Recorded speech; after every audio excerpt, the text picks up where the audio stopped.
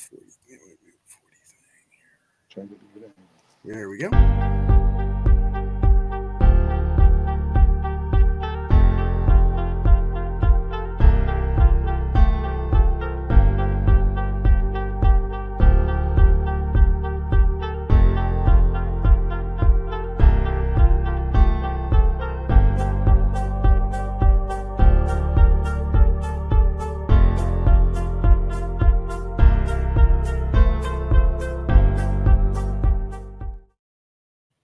Hey, y'all.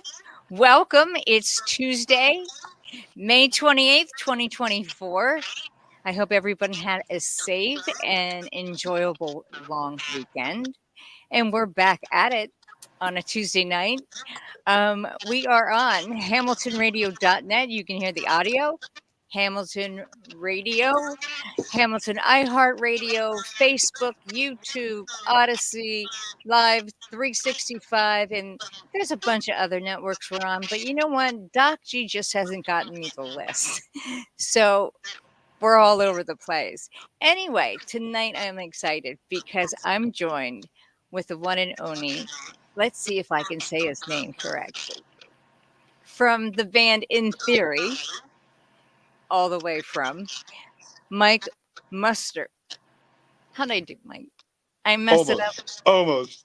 No. Everybody gets it wrong, but it's okay. Go ahead, say it. It's Mike Mostert. See, you got to have that. I didn't have the That thing. hand. You I need didn't the have hand. the hand Mostert. thing. That's right. That's what I was missing. I was missing the hand thing. I think it's part of my New York, I picked Mostert. that up. I thought when I talked to you earlier, I'm like, California. I hear a New York accent in there. And even though I've been in the Muscle Shoals for about 7-8 years, I guess the Southern accent has not creeped in yet. See, I have a friend that is originally from New York, and he lived in California for like, I don't know, 30 years and toured around and stuff, and he still has that thick, New York accent. And I'm like, we were talking earlier, I'm like, I recognize that some of those words. That's New York. I'm like, It comes out on certain words. It comes out. Yeah. I lived in when I went to Cali. They said I speak very New York. When I was living there, I lived there for about 20 years. And when I go back to New York, they say I lost my New York accent. Oh, so now you have a Southern drawl. Oh, exactly. What gave it away? I don't hear it, but I'm sure maybe it'll come out, ladies and gentlemen, while we're talking. If I start saying y'all, y'all, well, I say y'all, and I'm in Pennsylvania. Well, I guess the Pennsylvania. Or maybe Western Pennsylvania, maybe. I'm more North Central, so like y'all, and other things that I call people I can't say in the air. So let's get into the backstory about you, Mike. When did you first start getting into the whole music thing? Well, it's a long journey. It's a full circle journey. So I'm glad we have like a 5-hour show, so we can. Oh well, cover it all. We can do this. No, so I started when I was young. I started at about 5 years old, and my parents wanted me to be like Segovia, where Chet Atkins. Yes. So they threw a guitar in my hand, and that's what started the first phase, and doing like the the Mel Bay books, right? When you're little. But what really got me going was my brother, who had passed away now. He was 3 years older than me, so so when you're 11, they're 14. There's such a huge influence, and he was a bass player, so he introduced me to Zeppelin and Aerosmith and Angel, who we just did a tour with. All those bands, and I just remember like at 11, 12 years old listening to all that stuff, and that really got my rock stuff going. And then he took me to my first concert, and that really got me going. And then from there, I played the circuit in Long Island, and I got to play with so many people. and eventually, I mean, I have to say, what was it? I was probably about 16, 17 at least. So in New York at that time, you could be 16 and you could go play a bar. Oh, okay. Right. So the Right. drinking age was 18, but you could go in a bar at 16. So I was able to, to play, do residencies, do like Wednesday, Thursdays, and go back to school. And The go to very next school, day. yeah. Yeah, go to school. And then after that, I joined a popular band that eventually got signed, and we toured Europe several times. And then that was with Chris Angel, the magician, for a bit. Oh, yeah. I love Yeah. Chris Angel. Yeah, I was with Chris. And then after that, I joined the band Big Mouth with Tony, who's the singer of In Theory. And that was a very popular band. In fact, that band got signed to EMI Records. Oh, Right. okay. So, yeah, and our drummer was Steve Riley from LA Guns. So when he left LA Guns, he joined us for about 2 or 3 years. And but it was that timing, I think we spoke about it previously that, back then, every 3 or 4 years, a genre had a cycle. Yeah. So, so punk had 3 or 4 years of disco and metal. And I think we were on the cusp of at the end of the third year. So we got signed, we put out the record, and then grunge came out and Killed gone. us all. And then from there, I just knew I was not going to make it in the music. And then I immersed myself in my companies, which is a whole other thing. But I was focusing on that, and I grew 3 companies. But one of the companies is called Go-Go Tuners. But that was the company that was the catalyst for me getting back and playing music to this level. And basically what happened is I went to see my friend play in New York. This had to be about, now it's 8 years ago. And he was asking me if I was playing guitar. And I gave him the bull answer. I said, of course I'm playing guitar. Of course. And he looked at me and he goes, Mike, You're you lying. have to play guitar. It's in your soul. It's why you got into this business. You have to play. And like I said, it hit me really hard. And I thought about it. But again, I still was thinking more pragmatic from a business standpoint, thinking it would be good for the musicians to know that a musician design is for a musician instead of just the, inventor, in the lab coat entrepreneur guy. So what I knew my next interview was going to be about 4 months out. So for about 4 months, from midnight to about 4 in the morning, I practiced, 4 hours a night. And my first, I call it coming out of the closet, so to speak. There you go. Was I played on Fox TV to 20 million people. That was my first foray back into music. Like no pressure, right? So yeah. And then from that, I used to interview many of my artists. And what I would do is I would always play one of their songs. And again, I always had a 30-day window. So again, my thinking is if I practice one song for 30 days, I'll be pretty good at that song. So that was the next phase. And at that time I was doing so many interviews, throughout the country and stuff. And then the next phase was I started getting invited to play with, many famous folks that were on my roster. And then the next step was then I became the house band, and I did my own events, and I became, the house band. I was playing guitar, and I had my artists sit in. But the real big catalyst was the first time done in the music retail industry, where I made an artist roster record of my artists. And originally I was going to take a smaller role, but I decided, this is my baby, and then, it's going to be my music. So I ended up writing or co-writing every song, and I produced every song, and I recorded it, in Muscle Shoals. Let me say, Muscle Shoals, Nashville, Virginia, Pennsylvania, New York, Phoenix, Mexico, Hollywood, Ventura. I mean, all over the place. And I set a goal to get it done within a year and 3 days. I got it done in a year and 3 days. And that record blew up for me. It had all these different genres, from over the top, guitar hero stuff to R&B to old school slide, open G type of blues stuff, Uh-huh. and that record actually had 4 singles chart simultaneously on 4 different charts, and Wow, that's amazing. so that was a nice comeback. And I was like, okay, I think I'm pretty good at this now. Yeah. Or getting better at it. I'm getting the hang of this. I'm getting the hang of this thing.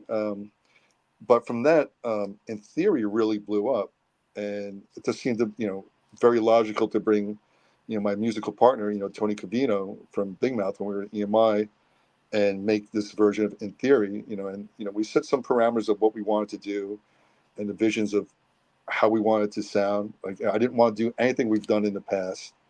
I'm like, how would we write in 20, at the time, whatever, let's say 2020, time flies, what would be the Yeah. modern version, and and stay away from all the trappings that would make us or date us to our previous incarnation. So yeah, and then we put the In Theory record out, and that again, that record just blew up. I think we were on close to 500 stations on the very first Wow. singles that we did with it. But it got even better for us. So this last 2 singles that we put out cracked top 10, back-to-back top 10 singles. And on top of that, we've been featured on Alice Cooper, Sammy Hagar, Eddie Trunk. Yeah. The list goes on. And I think this last single, from what I understand, was somewhere in between 1,800 to 2,000 spins for I think for an 8-week period, which is pretty good for really if you look at it from a vinyl standpoint or a radio standpoint, we're an independent. So to do that without a label, I think was quite amazing to do. Now on the digital side, we're with Orchard, which is a division of Sony Music, which is a Right. little different animal. But anyway, to accomplish that on the radio was a big feat for us, and we were able to do it back to back, back-to-back top 10 singles. And that's an incredible, I mean, roster of stuff you just went through, and it's like today's in the business today is not like it was back in the late 80s or 90s, and it seems that a lot of the distribution companies are looking more for numbers, how many, not only how many followers, but like how many clicks are you getting on YouTube and Spotify, Instagram, that sort of thing. Mm-hmm. More so than, back in the day, they'd sit and listen to your music, and if they thought that you were marketable, you had to look and, all of this. Okay, here, we'll give you X number of $1,000. Like, I was offered this deal, $350,000 up front. Hi, Kimberly Latch. Thanks for tuning in. So, so I'm offered this deal, but the thing about it is, I had, some, well, not really local guys, but from Pennsylvania that I knew that kind of had a similar deal, and they just blew the money. And it was like, you have to pay that money back, even And then though some. they give you in advance. You think, oh, okay, great, I'm signed to, Capitol Records or Right. whoever it was at the time. I can't remember exactly. But it was like a glorified loan, essentially. Yeah, exactly. Yeah. And so they want you obviously, thanks, hon. They want you to sell, they want you to sell the product, of course, but to really make any money, you have to tour. And, and today it's like, well, you're doing your own merch, especially as an independent, you're doing your own Mhm. merch and you're moving your own material and things of that nature. So, I actually walked away from the deal because I thought, I don't, I really want it. It's like, I'm dying for this. This is exactly why I'm on earth, to take on, and this is what I wanted to do with my life. But it was like, man, paying somebody back that amount of money and the work that it would take, especially if it didn't take off. So you would end up maybe trying to do a US tour. And if that didn't work, and you were fortunate enough they'd send you, across the pond or something, there was that here and there. But, the thing about it is that you still have that loan. So if things don't work out, you're still on the books for that amount of money. So you And come on back. top of it, they own your masters, and Yeah. they So own all your you, intellectual property that you're signing away. yeah, you almost have to sell your soul for it. Or, Hmm. you go back to playing the local places that you used to pack, and hopefully, the people would still come and see you. Right. And And on then, top of that, the way they would structure the deals too. So say if they gave you 500,000, and let's just say on a deal like they give you 90-10, right? So right, yeah, they have to collect their X amount first before you even see your 10%. right, That right. has to be paid off first, so um, yeah, so Where, it's quite different. and we're being independent. You're independent. Right. Sherry Colonel, in theory, Serious Rocks. I have both CDs and listen constantly. Mike is a master guitarist. Well, thank you there, Sherry. There you go. Uh, he is. I mean, he's phenomenal. I just love it. I mean, you guys have like risen to like my top 5 bands. Oh, And, thank you. and Thank you. that for me, that's hard to come by. But yeah, it's the business, and the distribution companies um, are taking a percentage because they're moving product, or they're getting airplay for you. So every click that you get, that you're making, like as an example, off of YouTube, they're taking, the normal rate's like 20%, but you can Right. usually negotiate that down. Um, and so it's it's almost the best of it, I don't want to say the best of both worlds. It's kind of like he does shred, doesn't he, Kim? I swear to God, he does shred. It's like, what do you do? But y'all are doing it because You you've all got see now your southern just came out again. you have. I mean, I looked at some of your numbers, and you have like 1.5 million viewers. Right. Combined. So y'all are doing it right. Yeah, And yeah, I think. I commend independent artists, and that's why I have a lot of them on for that reason. Well, I think we've been able to do the best of both worlds, by having a relationship with with the Orchard Sony, but only, like I said, only for our digital. So we don't give up our Oh, masters, we don't give up okay. our publishing, we don't give up any of that stuff. But when it comes to our CDs, or we're going to be putting out vinyl soon, um, we own all of that. It doesn't. Um, impede anything for publishing. When we pursue, or not publishing, but for syncing, and that's another avenue of revenue that we're working on. But that doesn't impede any of that. So we own all the masters. We own everything outright. And I've been fortunate because I've done well with my companies, that that I'm in a financial position in a way to be my own record company. Hmm. And I think because also I've run businesses, when it comes to really the business of In Theory, I run it like a business. That's on the back end. Of course, there's the studio end, which is Right. that's a whole other animal. When I'm in the studio, when I'm writing, my phone is off. Mike the businessman does not exist at all. It's just I don't know that guy. I don't want that guy to creep into my creativity, my writing, being an artist in any way. So um, it's two different animals, but I'm extreme in both worlds. Well, it's it's the creative, the right side and the left side of our brain. The business side and then the creative side. All right. Yeah, they're not supposed to connect.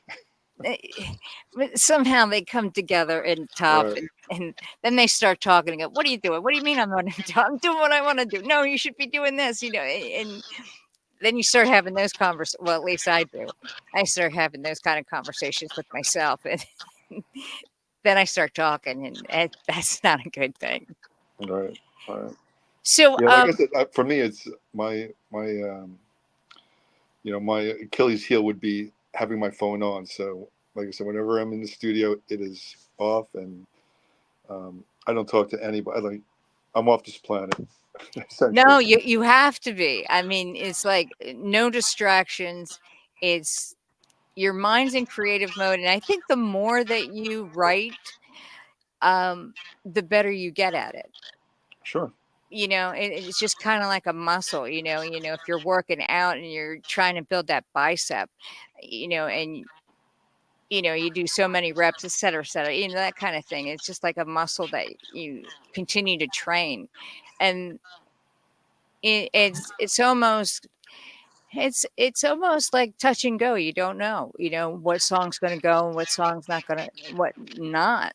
Right, and I also wear the hat of producer for the band as well. So, that's a different hat on top of the writing and Mike the guitarist. It's just three different people. Yeah, there's three of you. Yeah, You three mics. I don't know. I don't know three who can mics. handle three mics. I don't know. I don't know.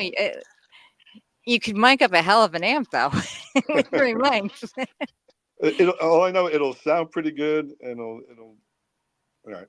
It'll sound pretty good. Yeah, definitely with three mics. Yeah. Yeah, I admire your tenacity and dedication to your craft and to Tony, and so I think that is commendable. And what you're doing is you're hitting the right audience. I mean, you're at the right music. It's You're right in the right genre, I guess, Right. because you've got two different things going on. Well, not necessarily two different things, but there's like a kind of like, someone once told me that the heart of a rock and roll is basically based off the blues. So, singing wise, it was like, well, it was this and that, and it was a producer of mine. And I'm like, really? Okay. Well, but I'm learning to like different types of blues music, where before I didn't. Um, but the mix, and then I get a flavor of like some Zeppelin in there too. And I just think it's, and Tony's vocal, let's just say that boy is over the top. Oh yeah. You Yeah. know, Tony's I an mean, amazing vocalist. He's like he's got a little bit of Cornell meets a little bit of Plant. I There's hear also a little bit of Plant, yeah. Glenn Hughes in him as well. But really, he can do. It's a blessing and a curse with Tony, because he can do so many things. Like, Mm-hmm. and I have to pick and choose which things will be, applicable to the song. Like which Right. feel. But the thing is, I feel very fortunate to work with Tony in that respect of him as a vocalist. It's like having, I call myself like, as a producer. So I'm like a chef making a meal. So I get to work with the best ingredients. Right. So, so it's only up to me to mess it up. But I and that we do that same thing, whether it's the drummer or the keyboards or bassist, and I surround myself with all I call all the A+ people, but with Tony, it's it's since he's the voice of the bands, the lead vocals. I have to be very careful on which Tony I want at what point. Yeah, well, yeah, but you know what? When he delivers, you can hear the ache in the voice. You can hear the passion in the voice. I mean, he delivers a song really well. Whoever's direction is telling him what to do, or if he's just doing that on his own, kudos to him. Right. And with that, I'd like to lead into one of the songs, which is like one of my favorite songs, which is Worlds on Fire. And what we're going to do is we are going to play the video. We're going to play the YouTube video of In Theory. You want to set this up, Mike, and tell us a little bit about like what the lyrics are about, or you just want to go for it? Well, we can just touch on, it's basically like, it's the state of the world, and I think it's a combination of state of the world and the fact that all this information is always at you, right? You look at your phone and you see, a lot of negative. You put on the TV, there's negative.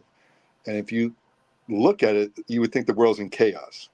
Yeah. So that's sort of what lyrically what it is, the world's on fire. And that's best, lyrically, that's what the song is about. But I feel like we hide it in a very nice melody, So when the chorus comes in, it's actually a very nice melody. I call it, it's actually very similar to like a pop, it's a very pop melodic song, but the content's dark. Yeah, the content is there. Definitely. Right. So, hey, Doc G, I know you're back there. You want to roll that beautiful footage of In Theory coming at you? World's on fire. Let's hear it from the jump. That would be the start for those of you that don't know what the jump is.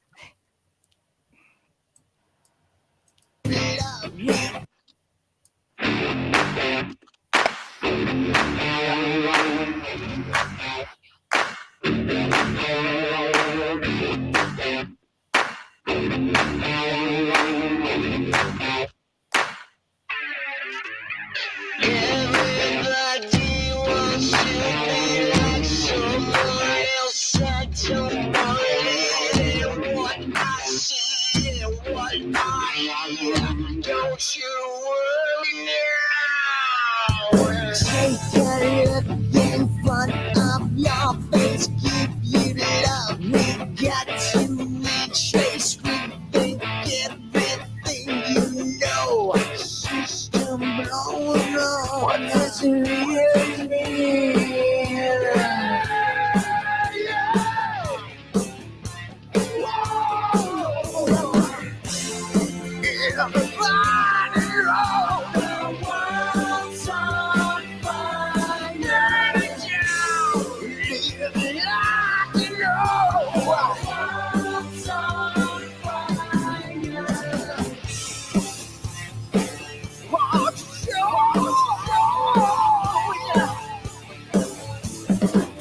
Everybody wants some time away from what they're doing, what they're thinking.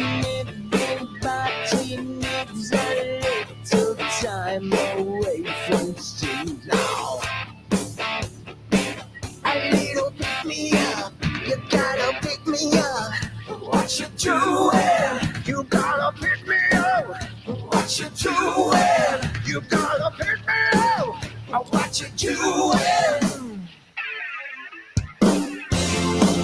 Everybody knows the world's on fire. Burn it down, live like you know. The world's on fire.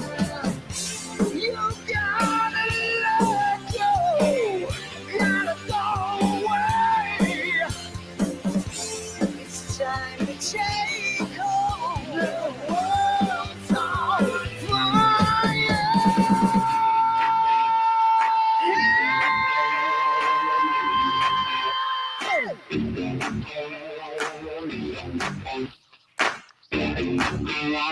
It's falling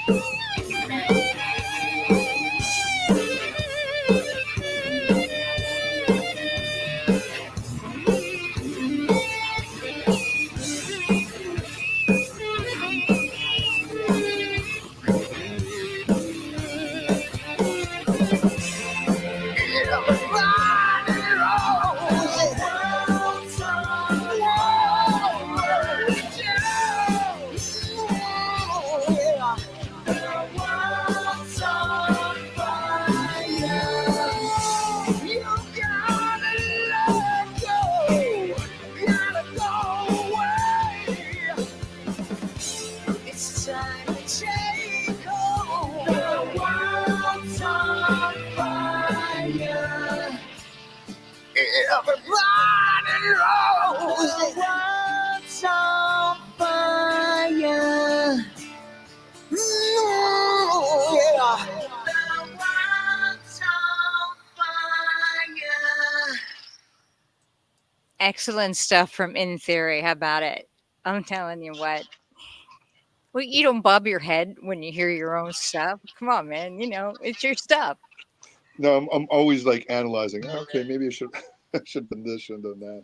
But yeah, you know, it's funny, that song was a song that was never supposed to happen. What? So it's usually I have all these ideas. I have probably like 70 pages of songs, and you know, in a very old school notebook, and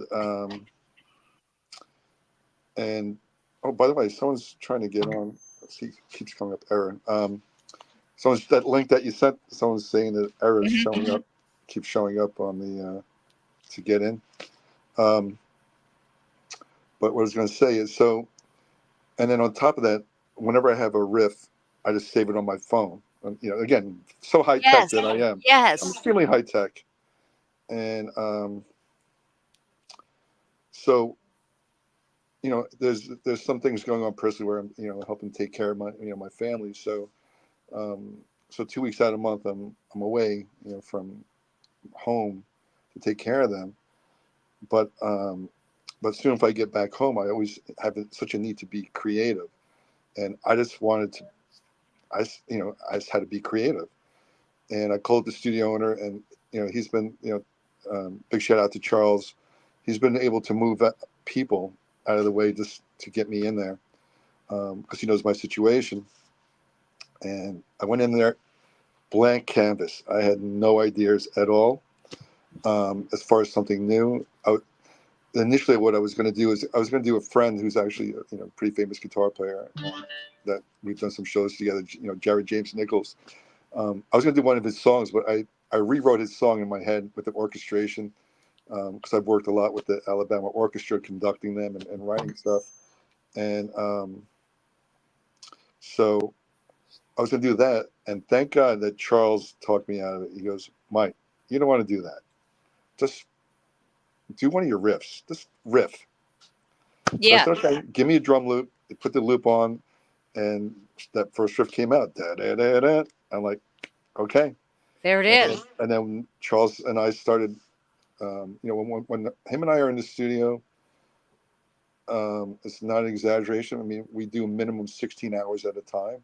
So sometimes we're doing 16, 20 hours at a time, and then off for a day, 16, 20 hours, off for a day, 16, 20 hours, off for a day. And, but yeah, so that was something that was never supposed to happen. It's a great track. We have a mutual friend, you and I. We Uh-oh. probably have a few, but Wendy Harrow. Wendy Harrow with the hat. Wendy Harrow. Did you see her comment come up? Hello, Wendy. Hey, There Wendy. she is. Hey, Let me Wendy. say, you know, Wendy's awesome. She, you know, she reached out to make a hat for me, and you know, we were going back and forth, and she was really sweet. That she also like gave gifts to me in addition to making me a hat, and I was not expecting that, so I thought that was very nice of her to do that. You know, so shout out to Wendy, and Wendy and the does. hat. And, Yeah, go ahead. and the hat came out fantastic. So you'll see it on some of my live stuff, you know. So, but she, you know, she did an amazing job with that hat. So She made me one, and oh, she yeah, says, "Well, okay. what do you want?" And I said, "I don't know, Wendy." I said, "I said you've watched me, you know." I said, "You kind of know my personality." I said, "Just send me something." And she's like, "No, you got to tell me what you want." I go, I kind of want it blingy, but I don't want it too blingy. And I was going to bring it downstairs tonight, and I walked down and I just forgot about it. And I apologize, Wendy, because I really wanted to show that off. So she sent me this gorgeous pink straw cowgirl hat. Yes, it's pink. And she not only did that, and then she included some of her jewelry with it, Mhm. which was Yeah. like totally cool, you know. And she also goes by. You can find her at Wendy Harrow on Facebook. She will custom make any type of hat that you're looking for. She makes incredible hats, jewelry, a ton of things. And if you're on Instagram, she goes by Sappy Blue. And I didn't know she, used a different name on Instagram. So I saw a jacket I kind of liked, and I went, "Hey, I read a comment." She's like, "Hey, Sue." She goes, "Yeah, I have it in medium." I'm like, "Wendy, I need to buy more of your stuff." So yeah, so there, we both have hats by the infamous By Wendy Wendy. Harrow. Hats by Yeah, Wendy. I know she's amazing. So Yeah, she did a great job on that. that is the one. It's kind of like, is it black that you wear on stage? Right, Sappy Blue on Instagram. Was that my hat you're talking about? Yeah, the hat that you wear. The hat, It's not as wide it's brim. actually gray. It's actually gray. But I also have I'm one of those guys as well. I'm one of those fashion dudes. But I have so many hats as well. I have a lot of Gorin hats as well. So typically I've been going between my Gorin and this one that you see, and now we have to not end, but we have to add, excuse me, Wendy's hat to it. But I think I'm going to send her some of my other hats to do. You could autograph them and sell them, Right? right? I mean, let's put a marketing plan together. Not that you need a partner. We could always, auction them off right here on the Sue Bloom Show. Let's do it. Yeah, on top of everything else. Rock Clothing Bling on TikTok. Girl, There you you go. are all over. She is. She is. So yeah, the last track that yes, please. So yeah, the World's on Fire video. How long did it take y'all to shoot that? Was that just like on location? That Um, took about nine days on that. Yeah, and yeah, that one was. If you look carefully, we did another video called "Stain on My Soul," and if you look at the eyes, there's some images of water, some other images of mirrors. You always see the band is in there. yeah, yeah. Yeah. So, and again, it's just how people want to interpret that. So saying the world's on fire and this person just keeps seeing the band in their eyes and stuff. So is the band creating the chaos, or are we trying to save the people from chaos? We don't know. Well, It's we up for don't know, interpretation. but it works. Right. I mean, the video and the song. I think they're just so well put together. I mean, the visuals are great. I saw the green Firebird. Oh, yeah, right. That was looking hat. Yeah, that Right. was happening. And I was going to say, who is that guitar player in that band? Do you know him? He's a pretty good dude, that guy. Yeah, I heard that. I heard that. I had a conversation with him earlier. I heard that. So how did you? Okay, so you and Tony were friends. Okay, Right. from back in the day in New York. And Well, actually, the funny thing with Tony and I is we were bandmates first before we became friends. oh, now there's a difference Right. between So a bandmate and a friend. well, yeah, because I auditioned initially, I auditioned for his band at the time, and just how things go, I ended up being, the leader of the group eventually, and we got rid of everybody in the band except for Tony and I. But the thing with Tony and I, what bonded us really quickly was, we were bandmates. You get close especially a singer guitar Right. player, you're Yeah. writing partners. But both of our brothers passed away within 6 months of him and I meeting. And Wow. so that, I don't wish that on anybody, losing your sibling. But both of us were bonded by that, and only if you're in those shoes, you can really understand it, from an emotional standpoint. And and from that time on, we became essentially, best friends from that time on. And so, okay, so take me to Muscle Shoals. How do we get the rest of the guys with the band, and where are you at Muscle that point? Shoals. Well, Muscle Shoals is a story. That's like another 5-hour show. But so Muscle Shoals, obviously, it's extremely famous music city, and was have been Right. 8 billion records sold out of that area, and and it's probably the only place in the world right now. I feel like there's a resurgence of all the studios that were there in the 60s and the 70s. And within a 15-20 mile radius, there's 18 to 20 major studios, and they are booked round the clock. And because these days technology is so good that you don't really have to go to a major studio anymore. Right. If you're a good engineer, you use your bathroom. Get your reverb tank out of your bathroom, and you want a dead room. You have your closet, right? And but if you're a good engineer, I mean, a lot of these records, are done in people's garages. But in Muscle Shoals, they brought back all the original studios from that era, and a lot of studios from Atlanta and Nashville and Memphis. The last 6-7 years, they're all coming there. And I mean, literally every mile there's a studio in that area. And and I'm not sure if you know about the law of it, about the Tennessee River. Do you know anything about that? Not much. Go ahead. You have to watch the Muscle Shoals documentary. I'm doing my finger again. I'm doing coming. the hand. You have to watch the documentary. It's if you love music and music history, and history as a whole, it's a great documentary. And they talk about the Fame Studios, and that's where Aretha Franklin, Wilson Pickett, Dwayne Allman, like all the, that's where they got their sound. That's where Aretha, when she first got her hits, was Fame, Muscle Shoals.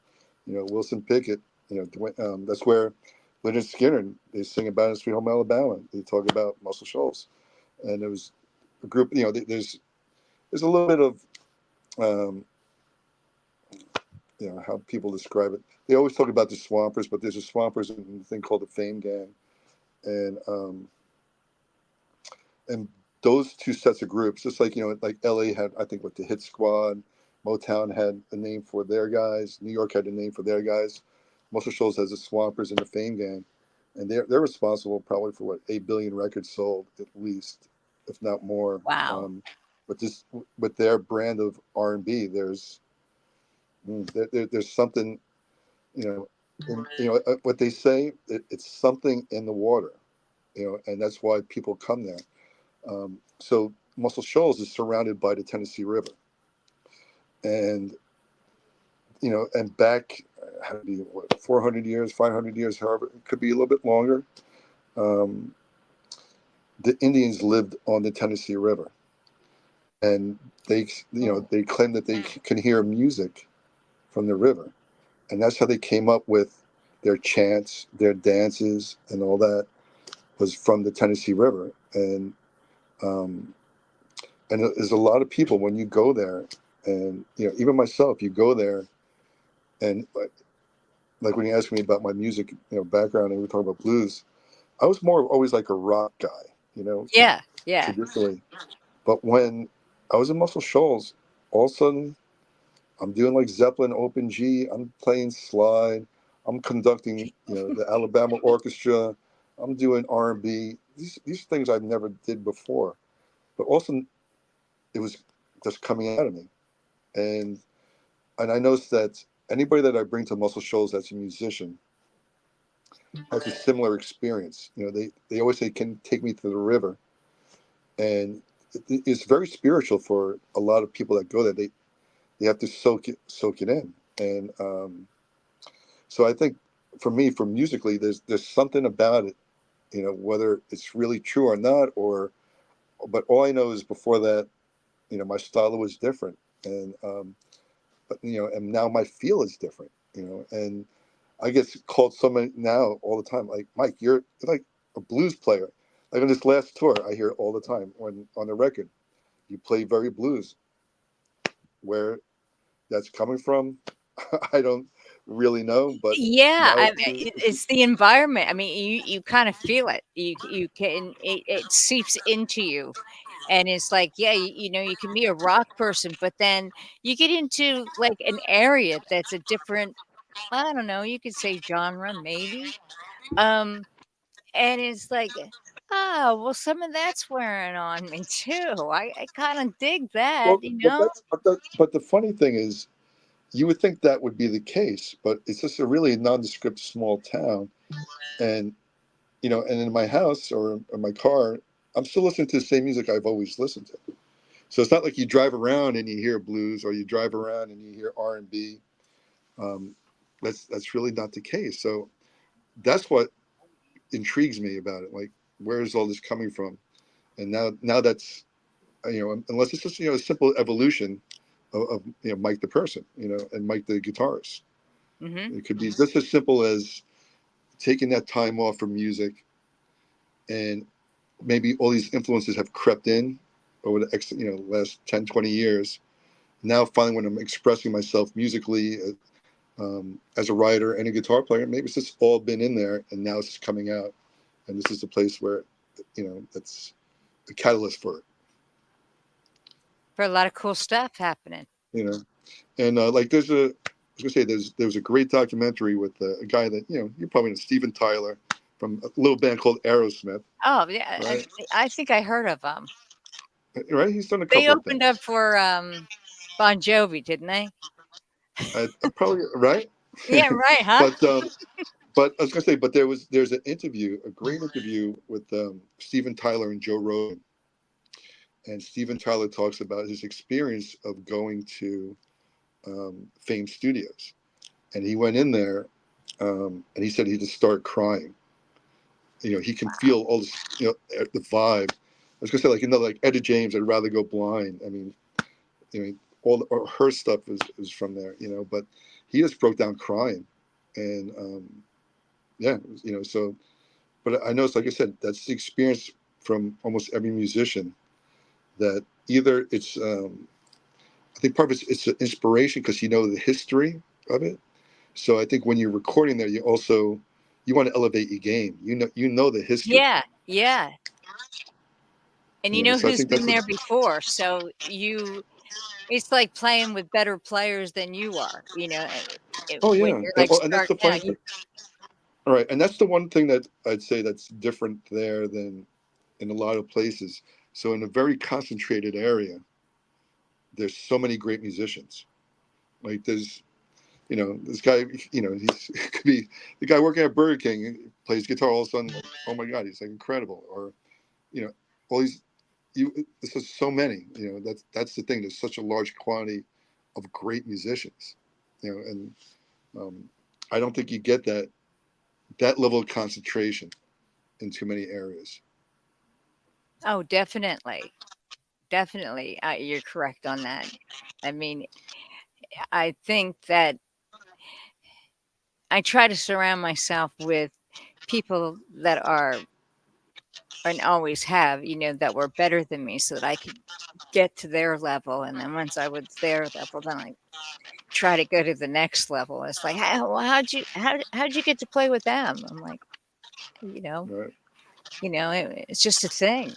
And you know how we are as in sales and the retail business goes, and it's you use some of those things, in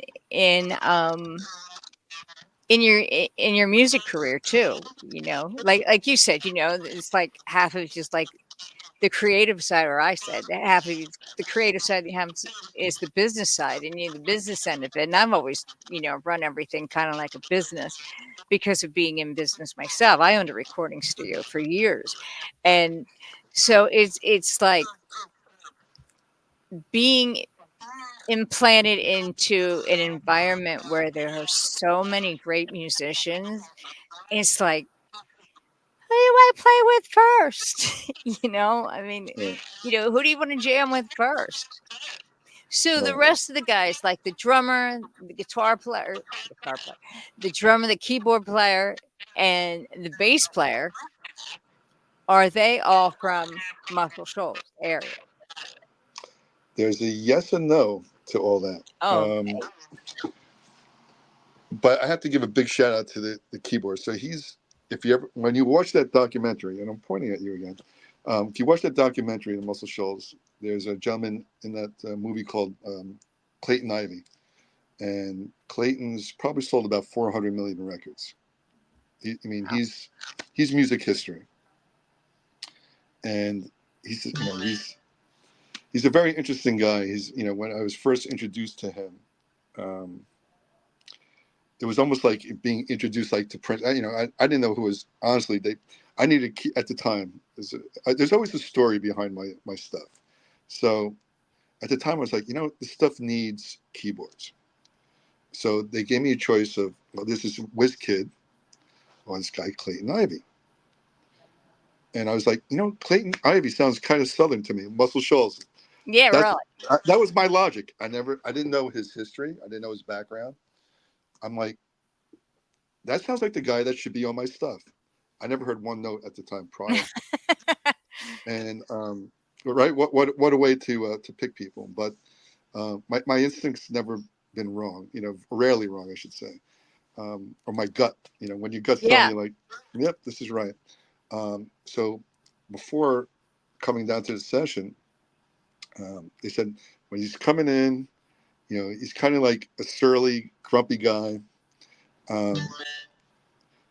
Like it's almost like when they used to talk about Prince. You can't look at him in the eye. You have to watch your body language and all that stuff. But so they said he's not really going to say, he's not going to be that much of a conversationalist. He's just going to go in there, and sure enough, like clockwork. And this is during COVID, and he walked right in there, and he's like, hey, he's got that voice. He walks in there, he listens to the tracks, he's listening, and then as the session's going, he's berating the engineer, the assistant engineer, everybody in the room. He's just ripping everybody a new one, and I'm just taking it in, and Mike being Mike, I go, it's my session, so I go, hey, I hit the talk button. I go, Clayton, you know what? You really got to be more aggressive, because he was so aggressive. So, I was being sarcastic. I go, look, you really need to be more aggressive. And then those keyboard stabs, you're dropping the last three notes. I didn't know if he was dropping 1, 2, 3, or at all. And he just had the biggest grin on his face. And then from that on, me and him, that was it. Clicked.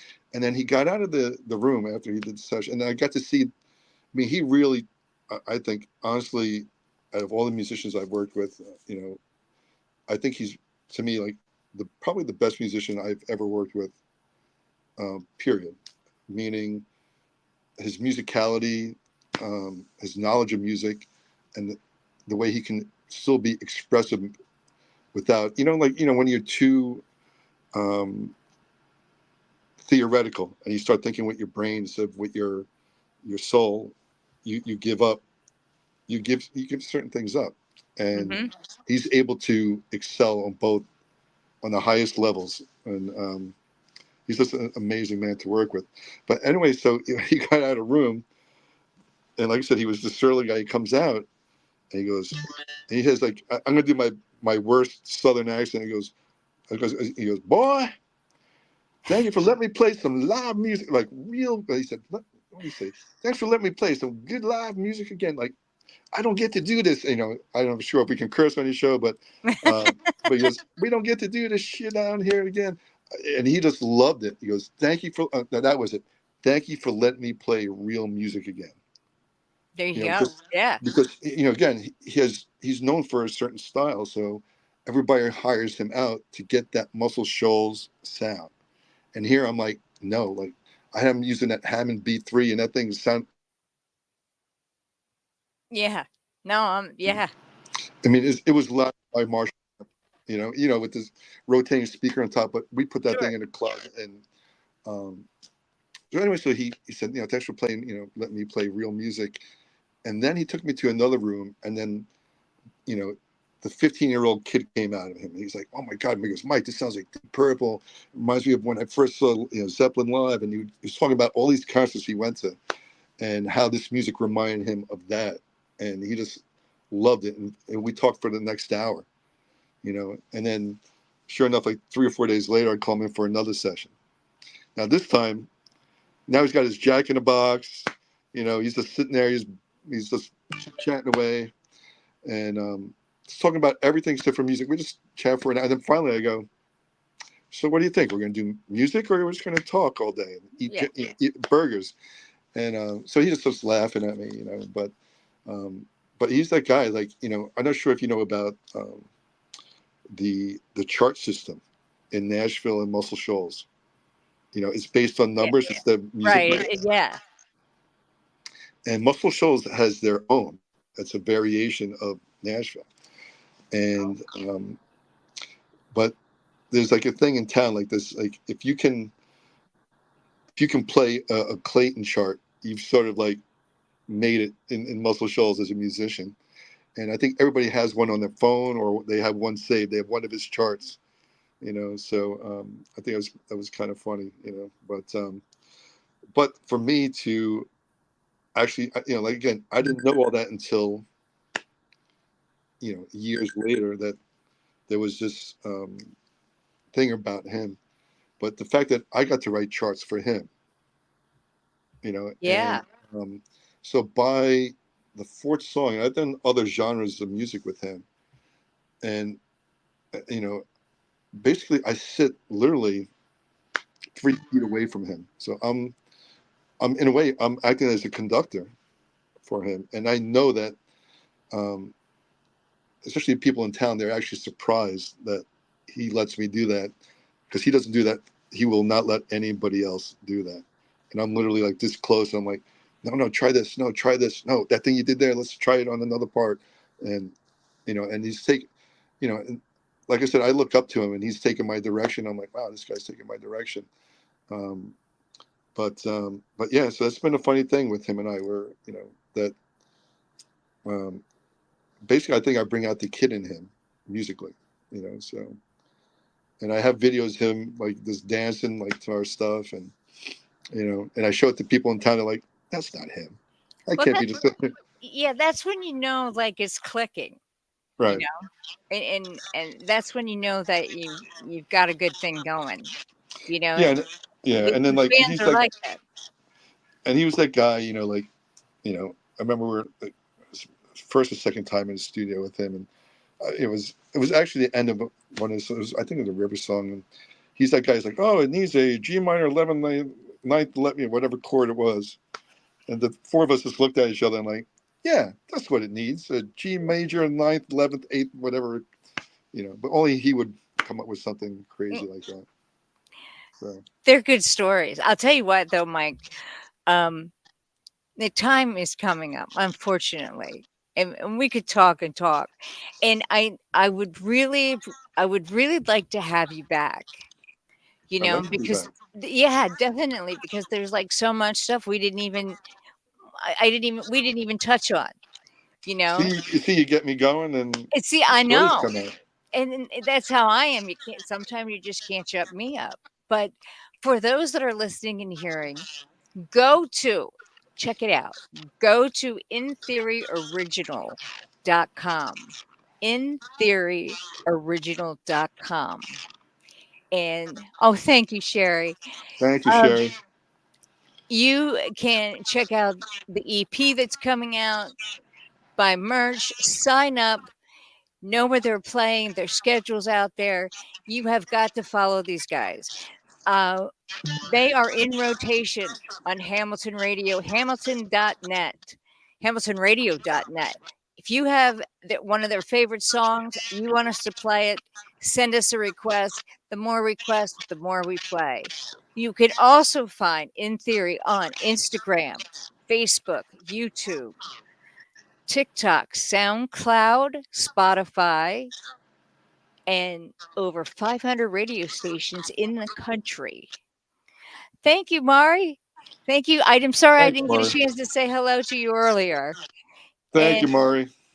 And now on Hamilton Radio. So get your order in for the CD, the EP that's coming out. It's got 10 tracks on it. Stuff is just killer. I definitely want to have you back on because there's so much more to know. And we'll just highlight some other songs. And it's what I we told do. you we're We going to need a rip. 5-hour show. I know, we do. Doc won't let me have 5 hours. Sometimes I get people on that I would like to do. Okay, after 15 minutes, it's like, hey, gotta run. But, I can't be that rude. But anyways, I want to thank you so much, Mike, for coming on and taking the time. I mean, thanks, Sherry. I appreciate it so much. I appreciate your musicianship. I appreciate who you are. You're an incredible person. You're an incredible musician. A lot of knowledge. Like to tap into that brain some more underneath that hat. I don't know. It's just some scary things underneath this hat. Yeah, well, and that's the fun part. It's the scary things. So anyways, that is our show for tonight. I'd like to thank you all for tuning in, those that are watching. I'll be back. It's going to be June in a couple days, so I will be back, and we will have Mike back from In Theory. In the meantime, okay, yeah, and as I was going to say, we just got finished with a tour, but just to let people know if they want to see us live, if we can do a quick plug, we will be at the Basement in the East in Nashville on June 14th. Oh, cool. The Graceland stage in Memphis. I think June 15th, and then we're doing the Evening News in Charlotte on June 20th. So if you want to experience the In Theory live, which is a whole other animal, which I think Sherry was alluding to, live it's even a bigger experience than the record. It's something you have to experience live to get. Well, I think maybe Doc G may let me take the company jet down. So I can do that and experience it live for myself. What do you think, Doc? Huh? Doc G? Sure, why not? I mean, if we can get one, sure. Thank you so much. I'm Sue Bloom. I'm out of here. All right, Sue. Until next time. Thank you for having me. Absolutely, Mike. You're more than welcome. Hang in there, Mike.